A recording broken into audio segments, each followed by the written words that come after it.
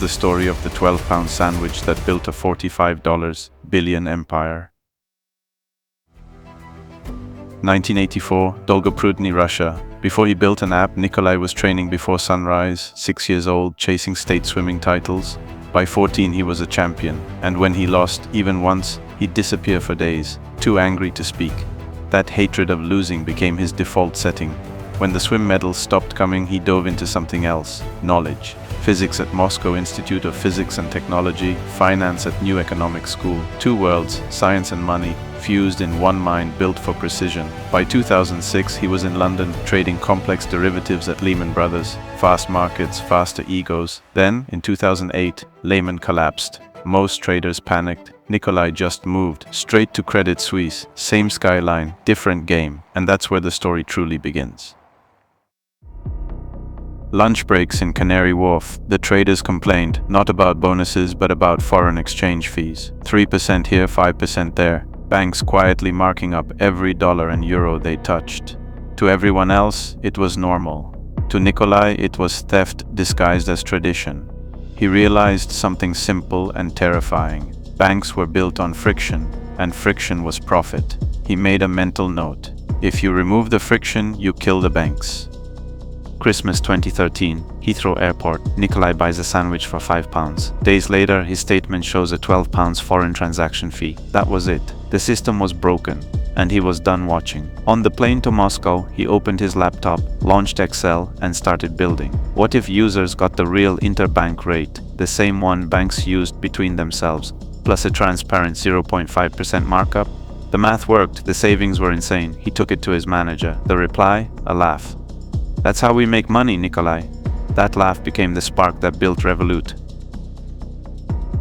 He had the idea, but needed an engineer who could bring it to life. Enter Vlad Yatsenko, a coder who'd spent 10 years buried in banking systems so outdated they were practically fossils. Together they met in a Shoreditch cafe. 2 coffees, a few napkins, and one crazy plan. A multi-currency card that beat every bank in the world. In 6 months, investors laughed them out of the room, so they bootstrapped. One rented desk, endless coffee, no sleep. In July 2015, Revolut launched. Tagline: one card to rule them all.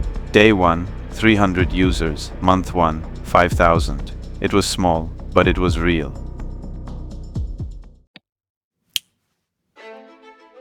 Revolut is probably one of the most ambitious companies on the planet. Everything that you can think about in finance, if we can make it, 10 times better, then we want to do it. Even if things are not possible. I think Revolut is quite a scary concept for a lot of our competitors. All other people with whom we spoke said to us the same. It wasn't possible. That didn't stop us. That's an opposite encouraged us to dig deeper. Is not just an exercise, but more like an attitude. Trying again until we solve it. We were all, non-bankers. This ability to learn fast, to compete, to win was actually essential, for us. If you want to build like a product that 50 million people use, you need to build something that they actually want to use. Our customers, they're so engaged with the product. We listen to their ideas. If you do work together, you can really take on, these huge incumbents. Feels like we're making history. We see the future where money is just a resource that works always for you in the most efficient way, creating the most value for your life, and so that you can create value maybe as well for others.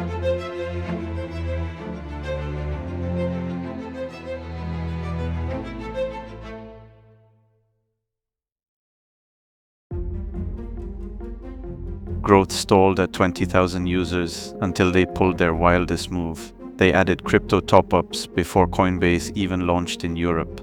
Then they launched a referral scheme. Bring a friend and both get a free premium card. Suddenly, Revolut wasn't spreading through ads. It was spreading through people. 100,000 users, 100 days, all organic.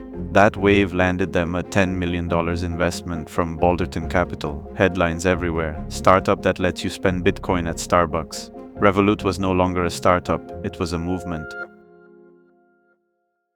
Well, it was definitely tougher to raise money. At this time, it took us a bit longer. Obviously, investors shift their most to profitability.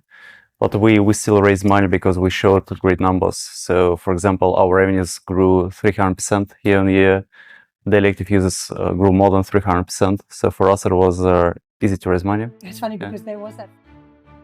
Growth has gravity. For Revolut, it pulled everything, time, people, energy, toward one thing, speed. Inside employees called it the treadmill. Days started early, nights bled into mornings. Slack would light up at 2 a.m. and you'd still see green dots. People online, grinding, chasing metrics that updated in real time on office screens.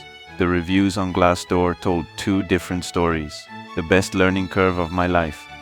No life outside work? Storonsky didn't deny it. We hire missionaries, not mercenaries, he'd say.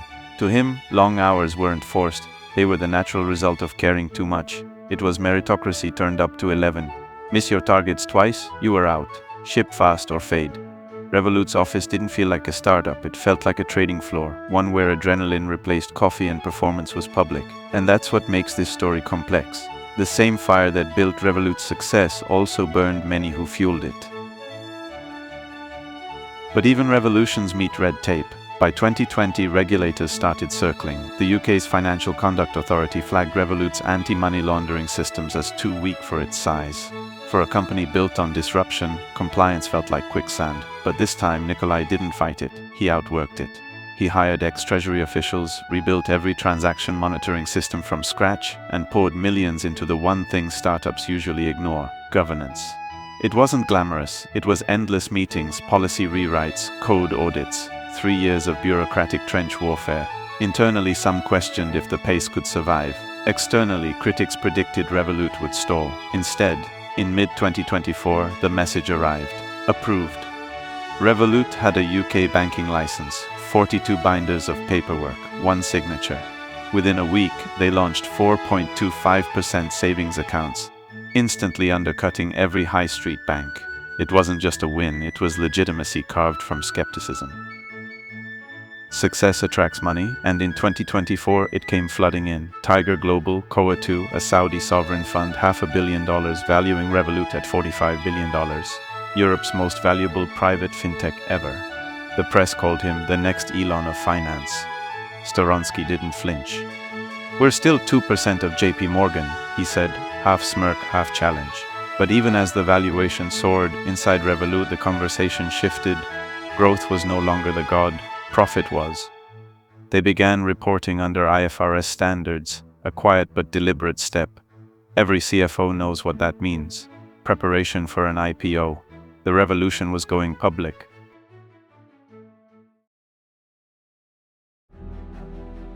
By now, Revolut wasn't just British, it was everywhere. 50 million users across 38 countries, and counting. But here's the twist. They didn't scale by cloning teams, they scaled by cloning playbooks. Each new market launched with a 20-person pod. Engineers, marketers, risk analysts. A miniature Revolut that could spin up operations in 90 days. In Brazil, they plugged into Pix payments. In Singapore, Pay Now. In the US, they offered early wage access, a quiet shot at Venmo's core users. Every launch fed data back into the same engine. More data meant better risk models. Better models meant cheaper credit. Cheaper credit brought more users. That's Revolut's flywheel, the invisible force behind the app. It's why they could move faster than banks that had been around for centuries.